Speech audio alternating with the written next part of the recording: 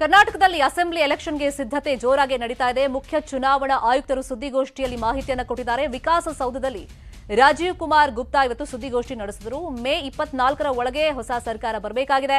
2 ದಿನಗಳಿಂದ ನಾವು ಮಾಹಿತಿ ಸಂಗ್ರಹ ಮಾಡಿದ್ದೀವಿ. ಕರ್ನಾಟಕದಲ್ಲಿ 6.1 ಕೋಟಿ ಜನಸಂಖ್ಯೆ ಇದೆ. ಅದರಲ್ಲಿ 2.62 ಕೋಟಿ ಪುರುಷ ಮತದಾರರಿದ್ದಾರೆ, 2.59 ಕೋಟಿ ಮಹಿಳಾ ಮತದಾರರಿದ್ದಾರೆ. ಎಲೆಕ್ಷನ್ ಸಿದ್ಧತೆ ಬಗ್ಗೆ ಚುನಾವಣಾ ಆಯುಕ್ತರು ಮಾಹಿತಿಯನ್ನ ಕೊಟ್ಟಿದ್ದಾರೆ. ಮತ್ತೆ ಪ್ರಮುಖ ಪಕ್ಷಗಳು, ರಾಜಕೀಯ ಪಕ್ಷಗಳು ಏನೆಲ್ಲ ಮಾಡಬೇಕು ಅನ್ನೋದ್ರ ಬಗ್ಗೆನೂ ಕೂಡ ಕೆಲವೊಂದು ಸೂಚನೆಗಳನ್ನ ಕೊಟ್ಟಿದ್ದಾರೆ.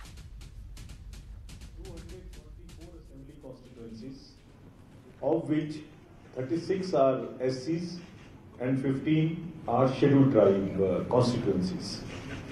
If you look at the voters profile of the state, there are 2.62 crores male voters and almost equal number of 2.59 crores female voters. We have taken on ourselves to mark all the persons with disability.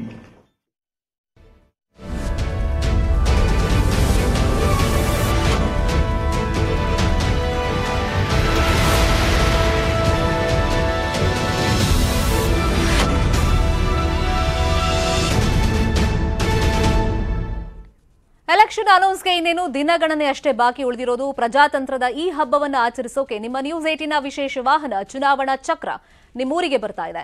ಈ ಚುನಾವಣಾ ಚಕ್ರವನ್ನೇರಿ mic ಹಿಡಿದು ನೀವು ಮಾತಾಡಬಹುದು. ಭದ್ರಾವತಿ ಕ್ಷೇತ್ರದ ಜನ ಈ ಬಾರಿಯ election ಬಗ್ಗೆ ಏನೆಲ್ಲ ಹೇಳಿದ್ದಾರೆ ನೋಡೋಣ ಬನ್ನಿ. ಸಂಗಣ್ಣವರು ಎಲ್ಲಾ ಜಾತಿ ಧರ್ಮದವ್ರನ್ನು ಎಲ್ಲಾ ಸಮುದಾಯದವ್ರನ್ನು ಒಂದೇ ತರ ಕಾಣುವಂತ ಭದ್ರಾವತಿಯಲ್ಲಿ ಯಾರು ಒಬ್ರು ನಾಯಕರಿದ್ರೆ ಅದು ನಮ್ಮ ಸಂಗಣ್ಣವ್ರು ಮಾತ್ರ. ಯಾಕೆ ಅಂತಂದ್ರೆ ಅವ್ರು ಯಾವತ್ತು ಯಾವ್ದು ಜಾತಿ ಗುರುತಿಸ್ ಮಾತಾಡಲ್ಲ, ಯಾವತ್ತು ಸಮುದಾಯ ಗುರುತಿಸ್ ಮಾತಾಡಲ್ಲ.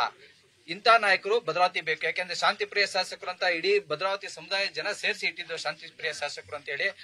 ಇನ್ನ ಏನೇನ್ ಕೆಲಸ ಮಾಡಿದ್ರು ಅಂತ ಹೇಳಿ ನಾನು ಚೊಕ್ಕದಾಗ 1 ನಿಮಿಷದಲ್ಲಿ ಹೇಳ್ತೀನಿ. ಇದೇ ಮಿನಿ ವಿಧಾನಸೌಧ ಮಾಡಿದ್ದು ಸಂಗಣ್ಣವರು, KSRTC ಡಿಪೋ ಮಾಡಿದ್ದು ಸಂಗಣ್ಣವರು, ಇವತ್ತು ಪ್ರೈವೇಟ್ ಬಸ್ ಸ್ಟ್ಯಾಂಡ್ ಮಾಡ್ತಿರೋದು ನಮ್ ಸಂಗಣ್ಣವರೇ. ಇವತ್ತು ಈ 5 ವರ್ಷದಲ್ಲಿ ಸುಮಾರು 180 ಶಾಲೆಗೆ ಶಾಲಾ ಕೊಠಡಿ ದುರಸ್ತಿ ಆಗಿರೋದನ್ನ ಕಾಮಗಾರನೇ ರಿಪೇರಿ ಕೆಲಸದ್ದು ಮಾಡಿಸಿದ್ದಾರೆ. ಯಾಕೆಂದ್ರೆ ವಿದ್ಯೆ ಇದ್ರೆ ಮಕ್ಕಳಿಗೆ ಮುಂದಿನ ಭವಿಷ್ಯದ ಚೆನ್ನಾಗಿರ್ತಾರೆ ಅನ್ನೋ ದೃಷ್ಟಿಯಿಂದ ಮಕ್ಕಳಿಗೆ ಶಾಲೆ ಬಗ್ಗೆನೂ ಹೆಚ್ಚಿನ ಗಮನ ಕೊಟ್ಟು ಮಾಡಿದ್ದಾರೆ. ನಮಸ್ಕಾರ, ನನ್ನ ಹೆಸರು ಬಸವರಾಜು ಅಂತ, ನಗರಸಭೆ ಸದಸ್ಯರು ಹಾಗೂ ವಾಲ್ಮೀಕಿ ಸಮಾಜದ ಅಧ್ಯಕ್ಷರು.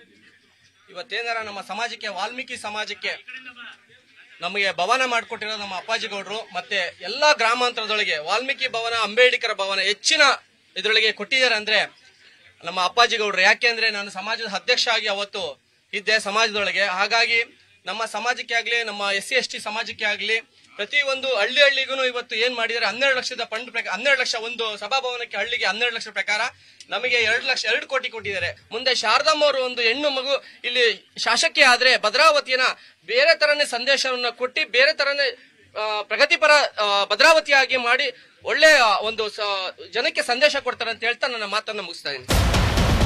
ಎಲ್ರಿಗೂ ನಮಸ್ಕಾರ. 2018ರಲ್ಲಿ ನಮ್ಮ ಶಾಸಕರನ್ನ ಕುತಂತ್ರ ಮಾಡಿ, ಅದ್ಲು ಬದಲು ಮಾಡಿ, ತುಂಬಾ ಕುತಂತ್ರ ಮಾಡಿ ಸೋಲ್ಸೋದ್ಮೇಲೆ VSLಗೆ ಮುಚ್ಚಬೇಕು ಅಂತೇಳಿ ಅವಾಗಿಂದಾನೇ ಹೋರಾಟ ಅವೆಲ್ಲ ನಡೀತಾ ಇತ್ತು. ಆದ್ರೂ ಕೂಡ ನಮ್ಮ ಶಾಸಕರು ಸೋತಿದ್ದೀನಿ ಅಂತ ಹೇಳಿ ಮನೇಲಿ ಕೂರ್ಲಿಲ್ಲ. ಸಿದ್ದರಾಮಯ್ಯನವರು ನಮ್ಮ DK ಶಿವಕುಮಾರ್ ಅವರಿಗೆ ಹೇಳಿ ಮೈನಿಂಗ್ ಕೊಡಿಸಿ ದುಡ್ಡನ್ನ ಬಿಡುಗಡೆ ಮಾಡಿಸಿದ್ರು.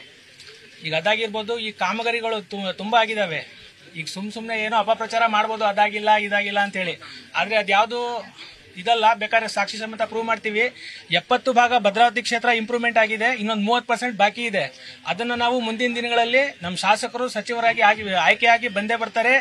ಅದನ್ನೆಲ್ಲ ಮುಂದಿನ ದಿನಗಳಲ್ಲಿ ನಾವು ಮಾಡ್ತೀವಿ. ಜೈ BKS, ಜೈ ಕಾಂಗ್ರೆಸ್. ಭದ್ರಾವತಿ ಎರಳ್ಳಿ ಗ್ರಾಮ ಪಂಚಾಯತಿ ಮಾಜಿ ಸದಸ್ಯರು. ಭದ್ರಾವತಿಲಿ ಬಡವರಿಗೆ ಏನಾರ ಕೈಗೆ ಸಿಕ್ಕಿ ಶಾಸಕರು ಅನ್ಸ್ಕೊಂಡಿರೋರು ಅಪ್ಪಾಜಿ ಅವರು. ಹಾಗೇನೆ ಬೆಳ್ಳಿಗೆರೆಯಲ್ಲಿ ಫಾರೆಸ್ಟ್ನವರು ಟ್ರಂಚ್ ಹೊಡೆದು ಗಿಡ ನೆಡ್ತಾ ಇದ್ರು. ಅಂತ ಸಂದರ್ಭದಲ್ಲಿ ಹಗಲು ರಾತ್ರಿ ಅನ್ನೋದೇ ಅಲ್ಲಿ ಕುತ್ತಿ ಅನ್ನ ನೀರಿಲ್ದಲೆ ಅವರಿಗೆ ಸಾಗುವಳಿ ಕೊಟ್ಟಂತ ವ್ಯಕ್ತಿ ಯಾರ ಇದ್ರೆ ಅಪ್ಪಾಜಿ ಅವರು. ಮತ್ತೆ ಹಾಗೇನೆ 39 ಗ್ರಾಮ ಪಂಚಾಯತಿ ಭದ್ರಾವತಿ ತಾಲೂಕಲ್ಲಿದ್ದಾವೆ. ಅವರಿಗೆ ಮನೆಯನ್ನ ಸ್ವಂತ ಖುದ್ದು ಅರ್ಜಿ ತಗೊಂಡು ಅವ್ರ ಮುಖಾಂತರ ಮನೆಯನ್ನ ಕೊಟ್ಟಂತ ವ್ಯಕ್ತಿ ಯಾರ ಇದ್ರೆ ಅಪ್ಪಾಜಿ ಅವರು. ಇಷ್ಟು ಹೇಳ್ತಾ ಈ ಸತಿ ಶಾರದಾ ಅಪ್ಪಾಜಿ ಅವರು ಗೆಲ್ತಾರೆ. ಒಬ್ಬ ಹೆಣ್ಮಗಳು ಭದ್ರಾವತಿಯಿಂದ ವಿಧಾನಸೌಧಕ್ಕೆ ಹೋಗ್ತಾರೆ ಅಂತಕ್ಕಂಥ ಒಂದು ಮಾತನ್ನು ಹೇಳಿ ಇವ್ರು